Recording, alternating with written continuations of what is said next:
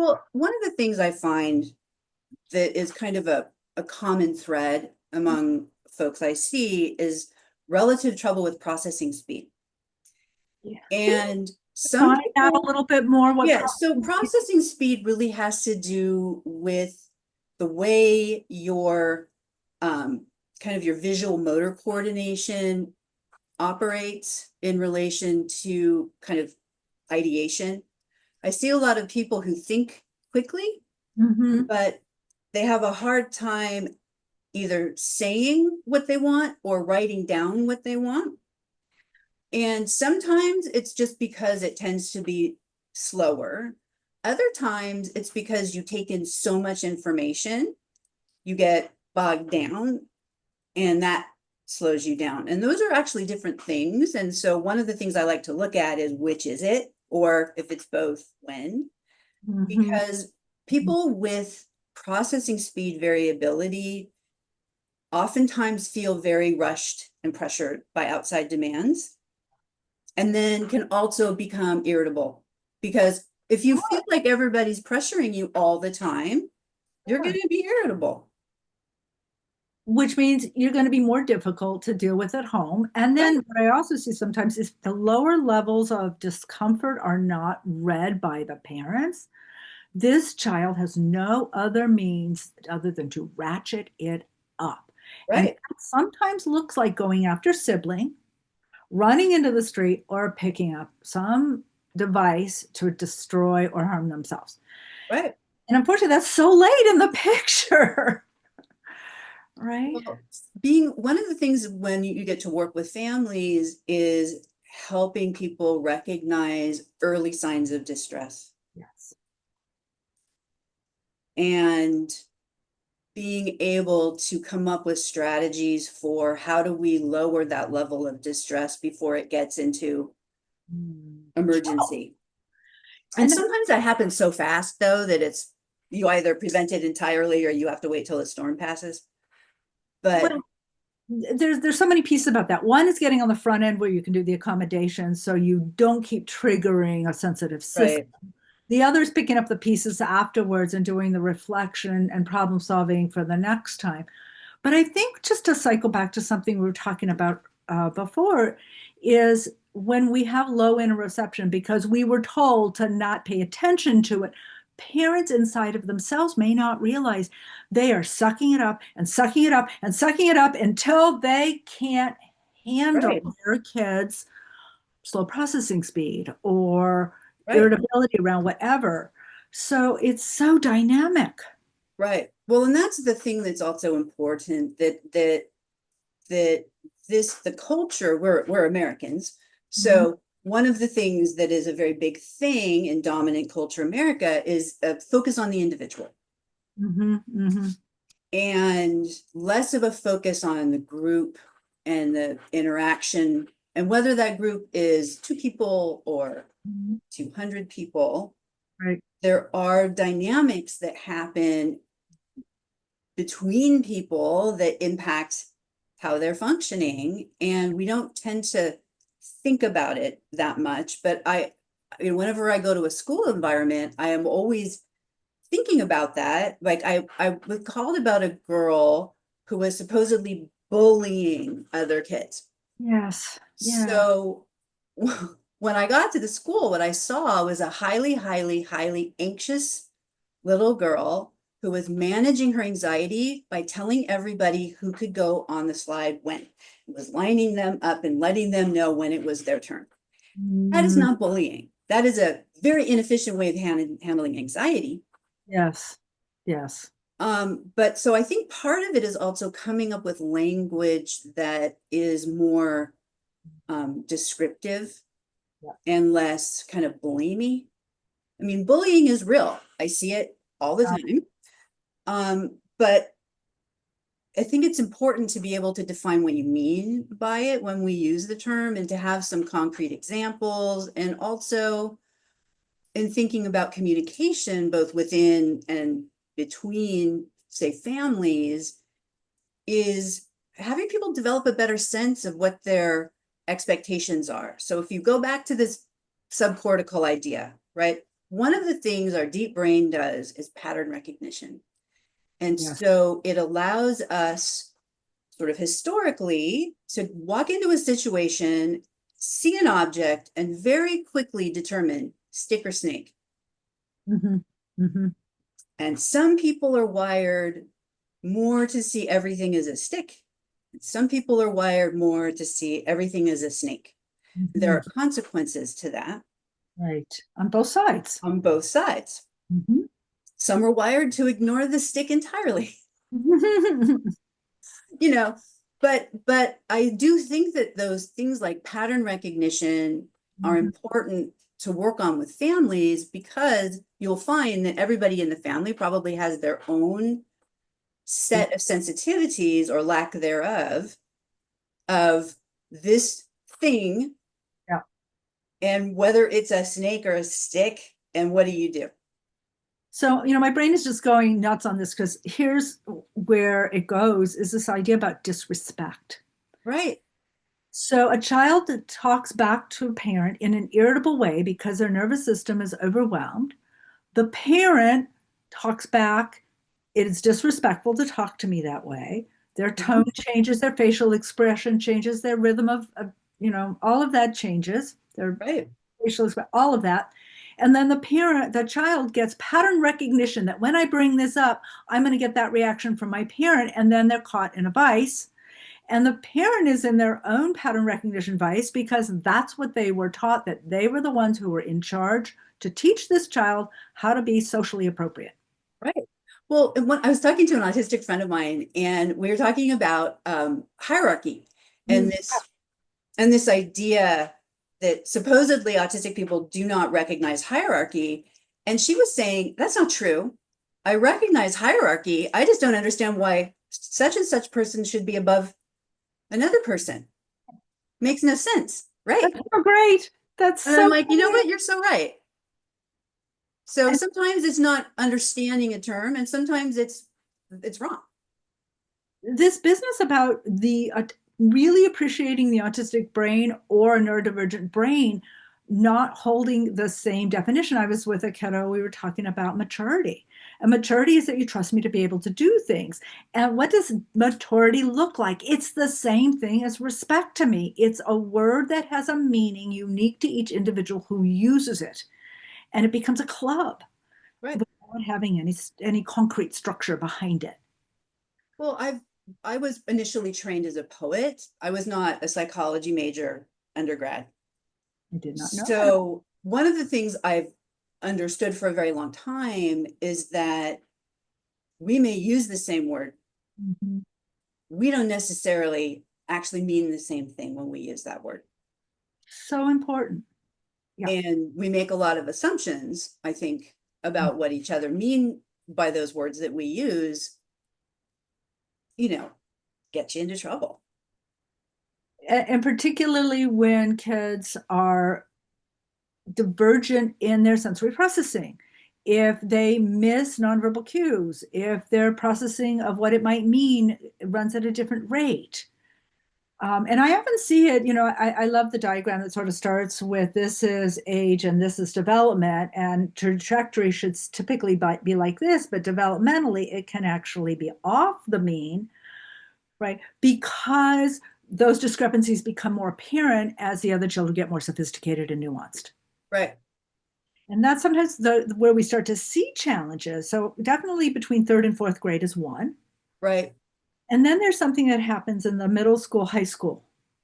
Definitely. Well, and I think for me, but people always ask me how I'm noticing autism where other people don't. Yeah.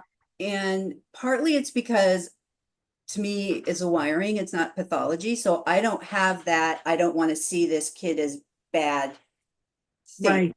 So, because to me, it's not. It's just it's a way of being, and that's very diverse in and of itself. And a lot of us were trained really in a very old school model where the only people who got identified were white boys who did not have access to spoken language and did a lot of stimming. Yeah, the profound. And one of the reasons I don't like to use functional levels like that is because actually levels of disability are kind of fluid.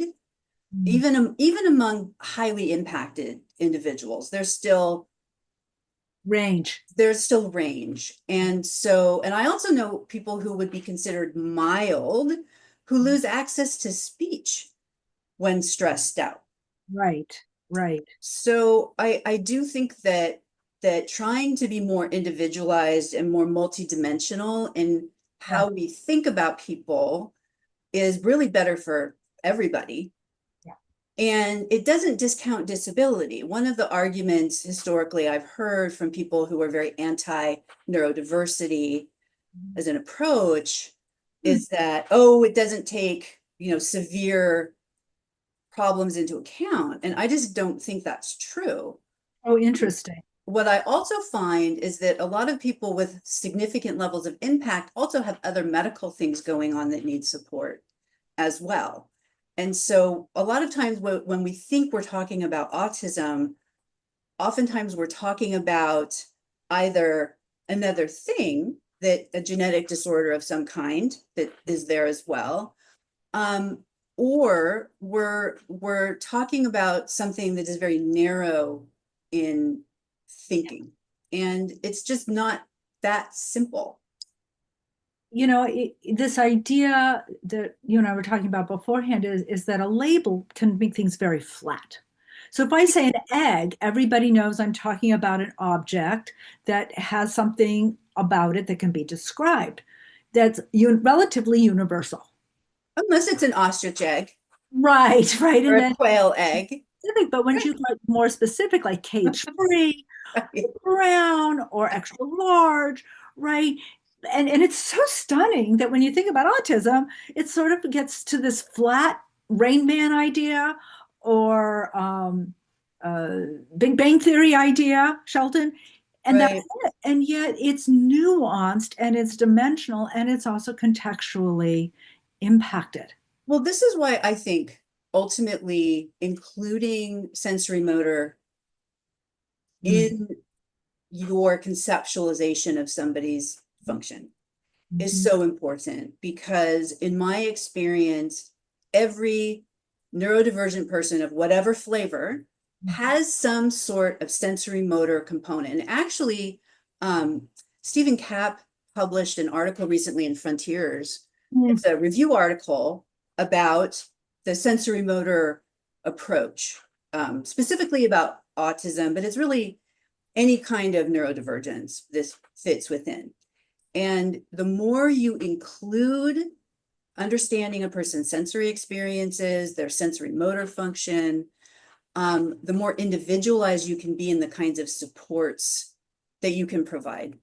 And the more empathic you can be about that person's function, because sometimes we attribute intentionality Yes. to things that maybe aren't intentional, or aren't intentional in the ways that we're thinking they are. Absolutely. So, well, this is the key thing is that what is the function of the behavior? Right. And the other thing that I really have latched onto is that behavior is a product. It's like turning in your homework and getting the grade. That's the product. And The sometimes we just do stuff because we want to. I know autistic people who STEM because they like it. Well, It's then the so other good, side of it is you know? the process, right? It Yeah. feels good in my body to do this because there's energy there, right? And if we appreciate the process, that's far more generalizable than looking at the product. Right. Well, and also thinking about, I see a lot of people who are very high masking, so they work very hard Yes. to, not stim in front of other people, to look people in the eye so they don't feel, and it becomes a habit a lot of times, and it can really lead to some pretty significant burnout later. And because the amount of energy it takes to Mhm. To make regulate yourself, all that, top down regulate that. it's exhausting. And I've seen people in burnout by the time they're 12, 13 years old sometimes, just because they've put so much effort into wanting to fit in. Yeah, there's Um, And So it's unfortunate because it's once you get into kind of a burnout state, it's a lot of work to get out. yeah, there's so many further conversations we can have about all of those things, and I'm excited that maybe we can have those. Oh, yeah. Move the conversation in a little bit of a different direction where I think about people who have access, who have limited access to the level of sophistication that you're talking about, that I'm talking about, that the resources we can give the kiddos that we have, an OT, a speech path, a neuropsych assessment, family, blah, blah. So if you It's don't, hard. it's expensive, it's and access, And it can be expensive and still very not good. there is that as well, right? And So, get down. so I mean, on my end, I try to do trainings for people. I try to, talk to other people in my field. I will say I encounter a fair amount of resistance to it just because it's a different way of thinking than people are often taught.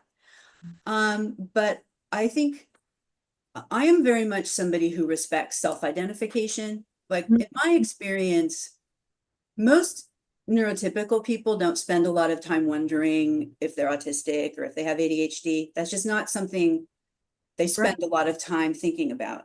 And so, and also there are downsides of having a formal diagnosis that we don't need to go into, but that are increasingly an issue. So there's obtaining labels for services, but there's also obtaining an idea for yourself about how you're wired and how you function, that making that information available to a wide range of people, I think is very useful.